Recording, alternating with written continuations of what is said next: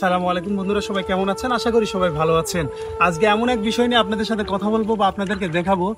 সেটা হচ্ছে আমাদের এলাকায় যেমন এই বন্যার পানিতে আমরা যেমন উপকৃত, ঠিক তেমনই জনদুর্ভোগের শিকার হই। জানেন, আমাদের দেশে বন্যা একটি পরিচিত ঘটনা।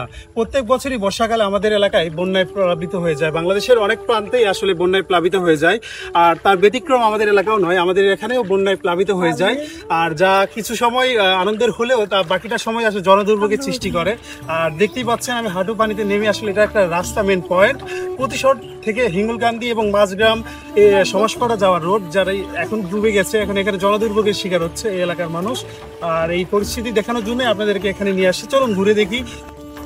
এই মুহূর্তে আমাদের এলাকার পরিস্থিতি একটু খারাপ। কৃষকের জমি যেমন ক্ষতিগ্রস্ত হচ্ছে, তেমনি রাস্তার অবস্থাও খুব খারাপ। হাঁটাচলা করা যাচ্ছে না, গাড়িও চলতে পারছে না। রাস্তার উপর এক হাঁটু পানি জমে গেছে। এই অবস্থায় সাধারণ মানুষের খুব কষ্ট হচ্ছে। এই যে ঢেউগুলো দেখছেন, এগুলো মাটিতেই শুধু আঘাত হানছে না, কৃষকের বুকেও আঘাত করছে। এই পানি এখন কৃষকের শত্রু হয়ে দাঁড়িয়েছে। কৃষকের জমিতে বড় ধান লাগাতে পারছে না, কারণ পুরো জমি পানির তলায়। জানি না কবে এই পানি কমবে আর কবে কৃষকের আবার মাঠে কাজ করতে পারবে। শুধু জমি নয়, আমাদের রাস্তাও এখন পানির তলায়। বন্যার পানিতে রাস্তায় উঠে আসায় চলাফেরায় খুব অসুবিধা হচ্ছে। এই পানি কবে কমবে আর কবে কৃষক এখানে তার সোনালী ফসল ফলাতে পারবে, এই দুশ্চিন্তায় কৃষকের দিন কাটাচ্ছে। আপনারা দেখতে পাচ্ছেন রাস্তা দিয়ে গাড়ি চলতে খুব অসুবিধা হচ্ছে। পানির কারণে গাড়ি যেতে পারছে না। রাস্তা ভাঙা থাকায় গাড়ি উল্টে খাদে পড়ে যাওয়ার সম্ভাবনা রয়েছে।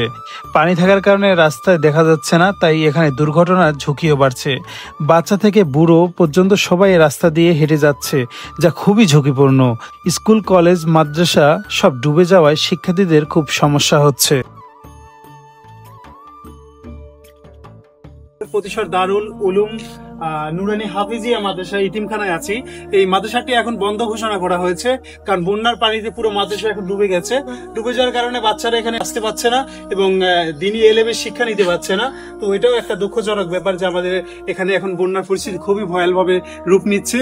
জানি না আগামী দিনে এই বন্যার ভয়াবহতা আরো কত খারাপ রূপ নিবে।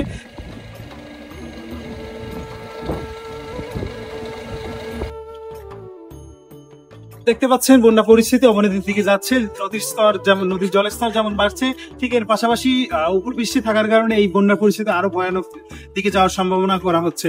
তবে আশা করছি আপনারা সবাই দোয়া করবেন যেন এই পরিস্থিতি আর অবনতি না হয়, এই এলাকার জনদুর্ভোগ যেন খুব তাড়াতাড়ি শেষ হয়। আর তো বন্ধুরা, আজকের ভিডিও এখানে শেষ করছি। ভালো থাকবেন, সুস্থ থাকবেন। আবার দেখা হচ্ছে নতুন কোনো ভিডিওতে।